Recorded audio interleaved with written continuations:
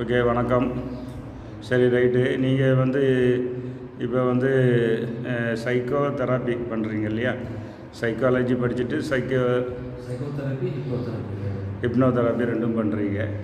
சரி, இந்த ப்ரோக்ராம் இப்போ நீங்கள் அட்டன் பண்ணது பேர் எனர்ஜி என்ஹான்ஸ்மெண்ட் ப்ரோக்ராம். என்னது?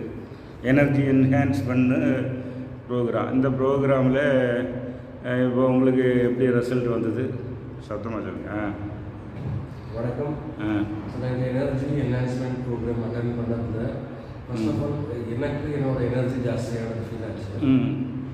என்னோட எனர்ஜி ஃபீல் ஆனதுனால நான் ஜென்ரலி ஹிப்னோதெரப்பி, சைக்கோதெரப்பி இதெல்லாம் கொஞ்சம் ஸ்ட்ரெஸ்ஸாக இருக்குது. நமக்கு எனர்ஜி ட்ரெயின் ஆகிடும்.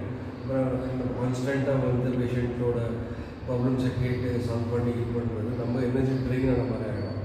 பட் நான் புரிஞ்சுட்ட இந்த எனர்ஜி என்ஹான்ஸ்மெண்ட் கிளாஸ் எடுத்ததுனால எனக்கு அந்த எனர்ஜி ட்ரெயின் ஆகுது.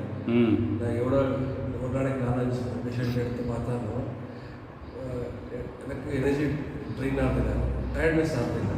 சரி, இப்போ உங்கள் தலையை சுற்றி எனர்ஜி எத்தனை அடி ஒரு எனர்ஜி பால் கிரியேட் ஆச்சு? ஆல்மோஸ்ட் ஒரு 4-5 ஃபீட்.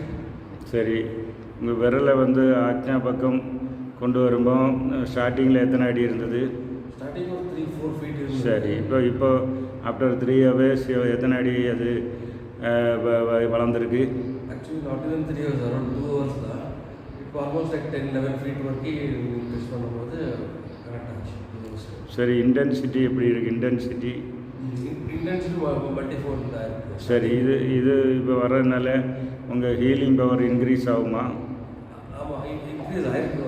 அகுமாங்கிறத இன்க்ரீஸ் ஆகிருக்கு. சரி, என்னாலும் நீங்கள் வீட்டில் அந்த சின்ன சின்ன எக்ஸசைஸ் சொன்னதை வீட்டில் பண்ணி அதை ரெக்கரிங்காக பண்ணி அதை ஸ்டெபிலைஸ் பண்ணணும். ஏன்னா இது ஃபஸ்ட் டைம் வந்திருக்குது, அப்படி விடக்கூடாது. ஏன்னா அது ஒரு ரெக்கரிங்காக ஏதோ பண்ணிகிட்டே இருந்தால் தான் அது சரியாகும். ஓகே, அதனால் இது மாதிரி பண்ணிடுங்க. ஓகே, கண்டினியூ பண்ணி. ஓகே.